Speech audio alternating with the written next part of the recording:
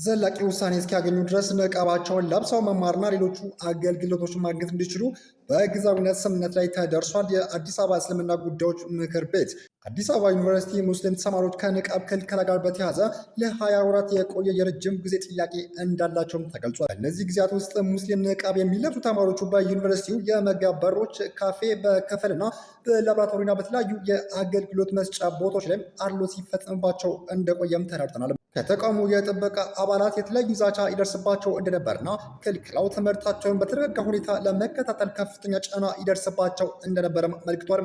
ችግሩ እንዲፈታ ተማሪዎቹ ሁሉንም ሰላማዊ መንገዶች በመከተል በተደጋጋሚ ጥያቄዎችን ሲያቀርቡና አዎንታዊ ምላሽ ሲጠብቁ መቆየታቸውን እስካሁን ድረስ ተገቢ ምላሽ ባለማግኘታቸው ተማሪዎች ትላንት ከጁማ ሶላት መልስም ከቀኑ 7 ሰዓት ጀምሮ በዩኒቨርሲቲው ፕሬዝዳንት ጽሕፈት ቤት በር ላይ በመሰባሰብ ሰላማዊ መንገድ በድምፃቸው እንዳሰሙ አመልክቷል።